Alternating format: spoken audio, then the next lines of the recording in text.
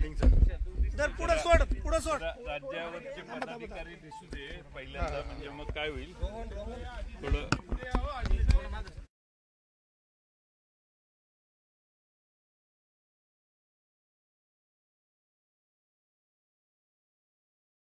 सुरू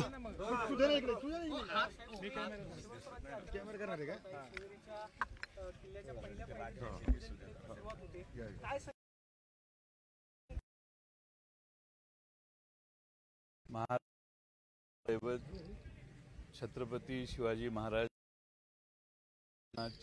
या किल्ल्याच्या पहिल्या पायरीचं दर्शन घेऊन महाराष्ट्रात रयतेचं राज्य आणण्यासाठी निर्धारपूर्वक आम्ही शिवस्वराज्य यात्रेची आज सुरुवात करतोय। महाराष्ट्रात महाराष्ट्रातल्या सरकारने प्रचंड गोंधळ आणि प्रचंड भ्रष्टाचार महाराष्ट्रात जो माजवलेला आहे त्याचं खरं बेगडू स्वरूप महाराष्ट्राच्या समोर मांडण्यासाठी आणि रयतेचं राज्य ज्या आदर्शपणाने चालवायचं आहे ती स्वप्न महाराष्ट्रासमोर योग्य पद्धतीनं मांडण्याचं काम ही शिवस्वराज्य यात्रा महाराष्ट्रभर करेल, महाराष्ट्राचं जागरण करेल। महाराष्ट्र संपूर्ण महाविकास आघाडीच्या मागे आहे, राष्ट्रवादी काँग्रेस, शरदचंद्र पवार पक्ष आणि पवार साहेबांच्या मागे आहे आणि यामुळं महाराष्ट्रात डॉक्टर अमोल कोल्हे आणि महाराष्ट्रातले सर्व नेते हे महाराष्ट्रभर भ्रमण करून महाराष्ट्रातल्या सर्व मतदारसंघात जाणार आहेत। लोकसभेच्या निकालाचा परिणाम विधानसभेच्या निवडणुकीवरती होईल असं तुम्हाला वाटतं का? कारण यात्रेच्या माध्यमातून तुम्ही लोकांपर्यंत जाणार आहात। 2019ला सुद्धा राष्ट्रवादी काँग्रेसनं अशाच पद्धतीची एक यात्रा काढलेली होती, त्याचा परिणाम विधानसभेवरती पाहायला मिळाला। का नक्की संकल्प असणार आहे की जेणेकरून विधानसभा महाविकास आघाडीच्या हातामध्ये राज्य हातामध्ये? महाराष्ट्रातल्या जनतेने लोकसभेला कौल दिलेला आहे की हे महाराष्ट्रातलं आणि दिल्लीतलं सरकार आम्हाला नको आहे। 48 पैकी 31 खासदारांनी भारतीय जनता पक्षाचा पराभव करण्यासाठी फार प्रचंड पाठिंबा आम्हाला दिला आणि महाराष्ट्रातलं हे सरकार जाणं हे महाराष्ट्राच्या हिताचं आहे, ही महाराष्ट्रातल्या जनतेची खात्री आहे आणि म्हणून लोकसभेच्या निवडणुकीच्या नंतर अधिकचा उत्साह आम्हाला जनतेमध्ये कार्यकर्त्यांच्यात दिसतोय आणि आमची यात्रा साधी आहे, काही इव्हेंट नाही आहे, फार मोठी आमच्याकडे अर्थव्यवस्था नाही आहे, पण साधेपणाने महाराष्ट्रातल्या जनतेला, सामान्य माणसाला मनाला जाऊन भिडण्याचं काम हे डॉक्टर अमोल कोल्हेंच्या नेतृत्वाखाली महाराष्ट्रभर आम्ही करू। तुमचे आधीचे सहकारी मात्र आता 2 वेगवेगळे पक्ष झालेले पाहायला मिळतात, त्यांची सुद्धा जनसन्मान यात्रा पाहायला मिळते। बस आहे, बसला सुद्धा गुलाबी कलर पाहायला मिळतोय, सगळीकडे गुलाबी रंग केलेला आहे, त्याचा काही परिणाम पाहायला मिळेल का? आम्ही जनतेचे रंग घेऊन चाललेलो आहोत।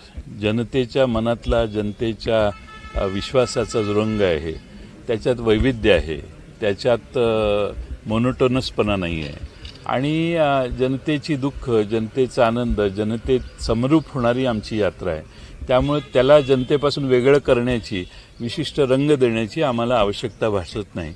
आम्ही जनतेचेच आहोत, जनता आमच्या मागे आहे, जनता आमच्या बरोबर आहे आणि म्हणून आमची साधी यात्रा महाराष्ट्रात शेवटपर्यंत सामान्य माणसाच्या मनाला स्पर्श करून जाईल। 2 दिवसांपूर्वी उद्धव ठाकरे दिल्लीमध्ये गेलेले होते, अशी चर्चा आहे की महाविकास आघाडीचा मुख्यमंत्री पदाचा चेहरा म्हणून उद्धव ठाकरे यांच्या नावावरती चर्चा झाल्याची माहिती मिळते।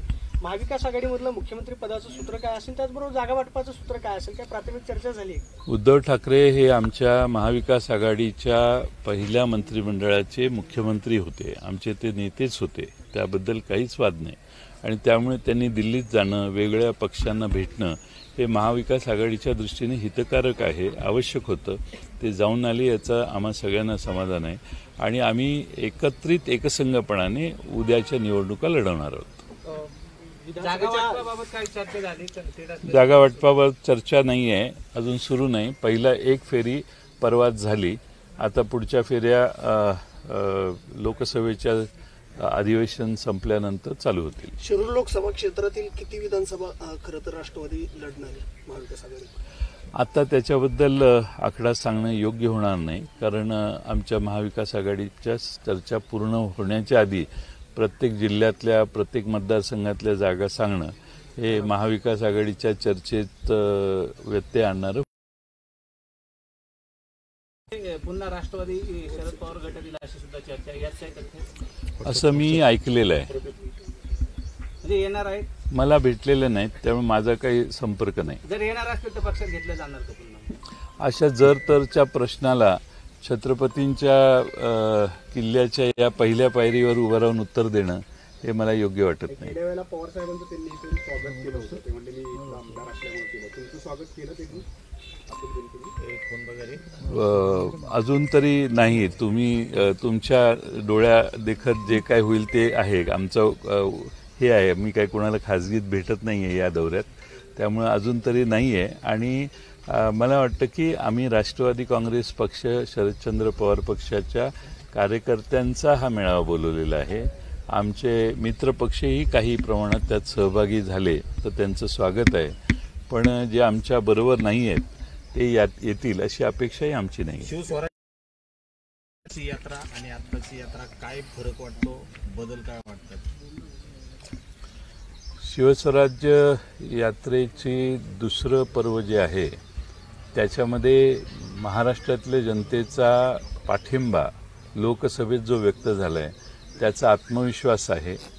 महाराष्ट्रातली सत्ता आमची येणार आहे याबाबत सर्वच महाराष्ट्राला जो विश्वास निर्माण झाला आहे तो विश्वास आज आमच्याबरोबर आहे. आणि महाराष्ट्रात ज्या सत्तेच्या बळावर ज्या चुकीची वागणूक आणि चुकीचे कारभार महाराष्ट्रात जो चालू आहे त्याला बाजूला काढून रयतेचं राज्य आणावं हा जनतेचा आशीर्वादही आमच्याबरोबर आहे. हे महत्त्वाचे फरक आहेत. शिवस्वराज्य यात्रेत गवगवीश यश मिळालं होतं मागच्या काळात आणि आता पुन्हा एक काढतायत. मात्र मागचे काही नेते तुमच्या सोबत नाहीत, आता पुन्हा एकदा निघतायत. काही खंत वाटते का त्यात? मला एक खंत आहे. अमोल मिटकरी हे आमच्याबरोबर असायचे, ते आज नाही आहे, त्याची मला खंत आहे. पण ठीक आहे, आता शेवटी ज्याचा त्यांनी मार्ग अनुसरलेला आहे. पण त्यांची आणखीन बाकीचे आमचे बरेच सहकारी नाही आहेत. खंत जरी वाटली तरी कर्तव्याला कधी चुकायचं नसतं. ते कर्तव्य करून महाराष्ट्र पुन्हा महाराष्ट्र देशातलं एक अग्रेसर राज्य होईल, एक नंबरचं राज्य होईल. या युतीच्या काळामध्ये महाराष्ट्रात आम्ही गुजरातच्याही खाली गेलो. या सगळ्या खंत आमच्या मनात आहेत आणि त्या सगळ्यांची दुरुस्ती करण्याचं काम आम्ही भविष्य काळात करू. या यात्रेचं नेतृत्व अमोल कोल्हे करतायत. पुढच्या काळात हा महाराष्ट्राचा एक नवीन वेगळा चेहरा राहणार आहे अशी एक चर्चा आहे. काय जडित राहतील? हा नवीन आणि वेगळा नाही आहे, हा आमचा चेहरा आहे. आणि हा वेगळा नाही आहे, सगळ्यांचाच चेहरा आहे. दिल्लीच्या राजकारणातून ते महाराष्ट्राच्या राजकारणात प्रमुख पदांवरती दिसतील का? आता दिल्लीला ते इतकी उत्तम कामगिरी बजावत आहेत की त्यांचं प्रत्येक भाषण महाराष्ट्रातला संसदेतली भाषणं ऐकणारा प्रत्येक जागरूक नागरिक हा त्यांचं भाषण ऐकतो. आणि त्यामुळं राजकारणात कधी काही होऊ शकतं. त्या प्रवासात राजकारणाला काही प्रवासाला काही फ्रेमवर्क नसते. देवेंद्र फडणवीस बोलताना एका सभेमध्ये असं म्हणाले की उत्साही कार्यकर्त्यांनी नाराज होऊ नका, 2 महिने द्या, 2 महिन्यामध्ये तुम्हाला सत्ता आणून देतो. आता ते सत्तेमध्ये आहेत, उपमुख्यमंत्री पदावरती आहेत. सत्ता असूनही सत्ता नसल्यासारखे त्यांना वाटते असं तुम्हाला वाटतं? असाच त्याचा अर्थ आहे की सत्ता आणून देतो. देवेंद्र फडणवीस सत्ता महाराष्ट्रात भारतीय जनता पक्षाला आणून देतो. हा जो आणून देण्याचा दर्प आहे तो दर्पच महाराष्ट्र दूर करेल असं मला वाटतंय. महाविकास आघाडीमध्ये प्रमुख चेहरा कोण देणार आहात का? काल पृथ्वीराज बाबा चव्हाण बोलताना असं म्हणाले की विरोधी पक्षाची आतापर्यंतची परंपरा राहिलेली आहे की मुख्यमंत्री पदाचा चेहरा कोणी घोषित करत नाही, ज्याच्या जास्त जागा येतात त्या पक्षाचा मुख्यमंत्री होतो. माझा प्रश्न आहे, आम्हाला सारखे प्रश्न विचारण्यापेक्षा युतीचा चेहरा कोण याचं उत्तर त्यांच्याकडून जरा घ्या, मग आमच्याकडे या. एक पहिल्या पायरीवर फोटो घेऊ म्हणतात.